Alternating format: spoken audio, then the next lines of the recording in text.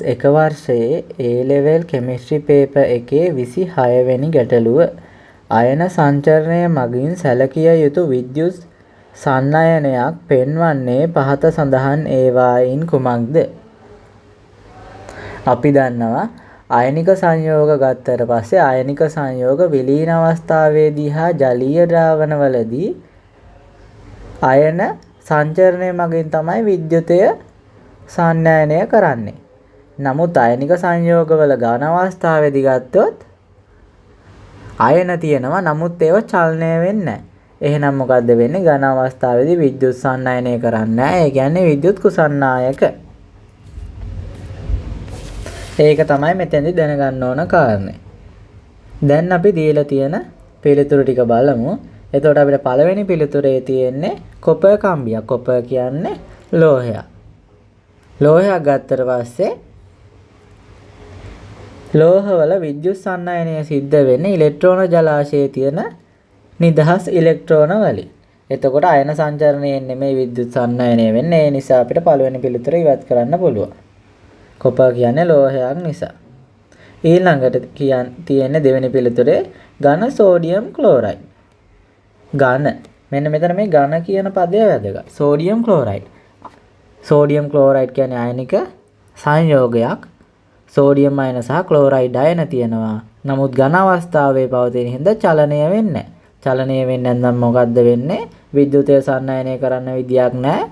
Sodium chloride ඝන අවස්ථාව ගත්තට පස්සේ විද්‍යුත් කුසන්නායක විද්‍යුතය සන්නයනය කරන්නේ නැහැ. ඒක හින්දා අපිට දෙවෙනි පිළිතුරත් ඉවත් කරන්න පුළුවන්. ඊළඟට තුන්වෙනි පිළිතුර.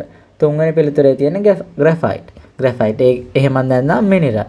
මිනිරන් ගත්තට පස්සේ මිනිරන් වල විද්‍යුත් සන්නයනය සිද්ධ වෙන්නේ කාබන් පරමාණු මිනිරන් වල කාබන් පරමාණුව තියෙන්නේ 2p2 මුහුම්කරණයේනේ.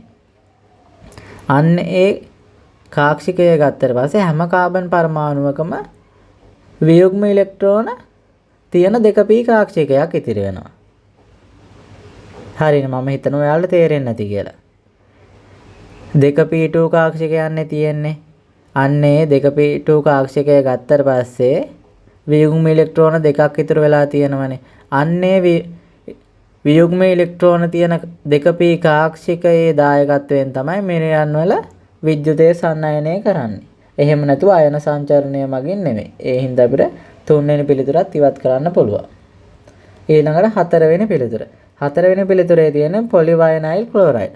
පොලිවයනයිල් ක්ලෝරයිඩ් ගත්තට පස්සේ හැමෝම දන්නවා ඒක බහු අවයවිකයක්. ඒ වගේම විද්‍යුතය සන්නයනය කිරීම සිද්ධ වෙන්නේ විද්‍යුත් කුසන්නායක. ඒ නිසා අපිට හතරවෙනි පිළිතුරත් ඉවත් කරන්න පුළුවන්. ඊළඟට පස්වෙනි පිළිතුර. පස්වෙනි පිළිතුරේ තියෙන්නේ විලීන සෝඩියම් හයිඩ්‍රොක්සයිඩ්. අර මම මුලින්ම කිව්ව දැනගන්න ඕන කාරණාවට අනුව මෙතන තියෙනවා සෝඩියම් සහ හයිඩ්‍රොක්සයිඩ් අයන. ඒ අයන වල තියෙන්නේ විලීන අවස්ථාවේ. විලීන අවස්ථාවේ තියෙනකොට මොකද්ද වෙන්නේ? අයන වලට සංචරණය වෙන්න පුළුවන්. අන්න එහෙම අයන සංචරණය වෙලා තමයි විලීන අවස්ථාවේ සෝඩියම් හයිඩ්‍රොක්සයිඩ් විද්‍යුතය සන්නයනය කරන්නේ. ඒ අනුව අපිට 26 වෙනි ගැටලුවට නිවැරදි පිළිතුර විදිහට ගන්න පුළුවන් 5 වෙනි පිළිතුර. ඒ අනුව නිවැරදි පිළිතුර අංක 5. මෙතෙන්දි දැනගන්න ඕන කාරණාව තමයි අයනික සංයෝග ගත්තට පස්සේ විලීන අවස්ථාවේදී හා ජලීය ද්‍රාවණවලදී අයන සංචරණය මගින් විද්‍යුතය සන්නයනය කරනවා. නමුත් අයනික සංයෝග ඝන අවස්ථාවේදී අයන තිබුණත් චලනය වෙන්න බැරි හින්දා විද්‍යුතය සන්නයනය කරන්නේ නැහැ. අන්න ඒ කාරණාව තමයි මෙතෙන්දි දැනගන්න ඕන.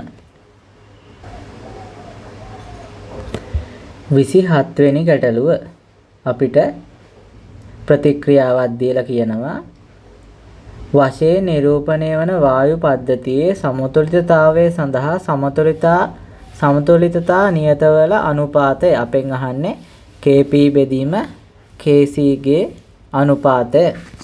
අපි එතකොට දැනගන්න ඕන Kp සහ Kc අතර සම්බන්ධතාවයේ තියෙන සමීකරණය. මම මේ සමීකරණය ලියා ගන්නම්. Kp සමානයි Kc වාරයක් RT ගේ දර්ශකය. මෙතෙන්ට එන දර්ශකය අපි ගන්නෙ කොහොමද? ඒ දර්ශකය අපි ගන්නෙ ඵලවල අනුකතාවය ඍණ ප්‍රතික්‍රියකවල අනුකතාවය.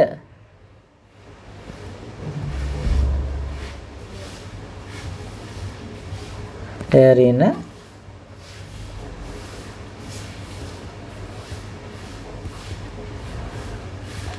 ප්‍රතික්‍රියකවල අනුකතාවය. ඵලවල අනුකතාවය ගත්තට පස්සේ අපිට පේනවා ඵලවල අනුකතාවයට තියෙන්නේ එකක් විතරයි. ඊළඟට ප්‍රතික්‍රියකවල අනුකතාවය ගත්තට පස්සේ මෙතන තියෙනවා 3ක්, මෙතන තියෙනවා 2ක්. එහෙනම් ප්‍රතික්‍රියකවල අනුකතාවය වෙනවා අපිට 5ක් විදියට. එහෙනම් අපි ඵලවල අනුකතාවය ඍණ ප්‍රතික්‍රියකවල අනුකතාවය ගත්තට පස්සේ 1 ඍණ 5යි. එහෙනම් එන්නේ ඍණ 4යි. එහෙනම් අපිට දර්ශකයේ විදියට එන්නේ ඍණ 4යි කියලා. හරිනේ. දැන් දර්ශකයක් හොයාගත්තා. දැන් අපෙන් අහන්නේ KP බෙදීම KC. අපි එහෙනම් මේක ආදේශ කරමු.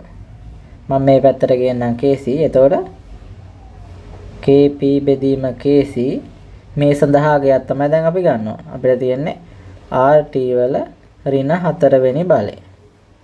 එහෙනම් අපිට ඍණ 4 ධන 4 කරගන්න පුළුවන්. යටට ගෙනිහිල්ලා. එතකොට RT වල 4 වෙනි බලය. දැන් ආදේශ කරගත්තොත් මම 1 බෙදීම R කියන්නේ 8.314යි. මම මේක ලියන්නේ නැහැ මෙතන. T කෙල්වින් වලින් 1000යි කියලා දීලා තියෙනවා. මේකේ 4 වෙනි බලය. එතකොට 1 බෙදීම 8.314 4 වෙනි බලය අපිට එනවා 4777 ගාණක් තමයි එන්නේ අපිට. මම දශම ගාණ ලියන්නේ. ඊළඟට 1000 4 වෙනි බලය. 1000 කියන්නේ 10 3යි. ඒකේ 4 වෙනි බලය. අපිට ගන්න පුළුවන් 1 බෙදීම 4777 ගුණ කිරීම 10 12යි කියලා. ඒ වගේම මම මේක දශම ස්ථාන එකකට ගත්තොත් අපිට ගන්න පුළුවන්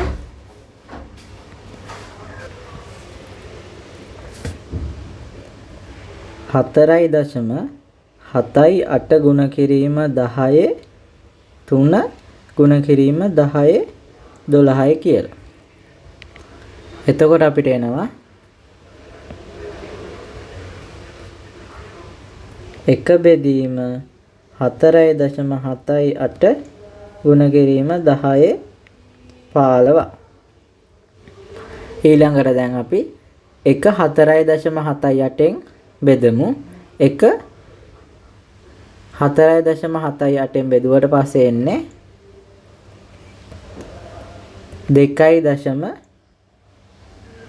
2.09 නැන්නේ අපිට කීයද? ඒක බෙදා ගන්න කලින් අපි මෙන්න මේ 10 ගුණ කිරීම 10 15 වෙනි බලය ඉහළට ගෙනියමු. එතකොට අපිට ගන්න පුළුවන් 1 බෙදීම 4.78 ගුණ කිරීම 10 ඍණ 15යි කියලා. දැන් තමයි අපිට මේක සුළු කරන්න පුළුවන්. දැන් අපි 1 4.78න් බෙදමු. එතකොට අපිට එනවා 0.209 ගුණ කිරීම 10 ඍණ 15. ඊළඟට අපි දශම ස්ථානය මේ පැත්තට ගත්තොත් අපිට එනවා 2.09 ගුණ කිරීම 10 ඍණ 16. දැන් අපි දීලා තියෙන පිළිතුරු බලමු. දීලා තියෙන පිළිතුරු ගත්තට පස්සේ අපිට ආපු පිළිතුර හා ආසන්නම් පිළිතුරක් තියෙන්නේ. අපිට ආවේ 2.09 ගුණ කිරීම 10 රින් 16ක්. ඒ ආසන්නම් පිළිතුරකට තියෙන්නේ අංක 2 පිළිතුර 2.1 ගුණ කිරීම 10 ඍණ 16. ඒ අනුව අපිට 27 වෙනි ගැටලුවට නිවැරදි පිළිතුර ඉදිරිය ගන්න පුළුවන් අංක 2.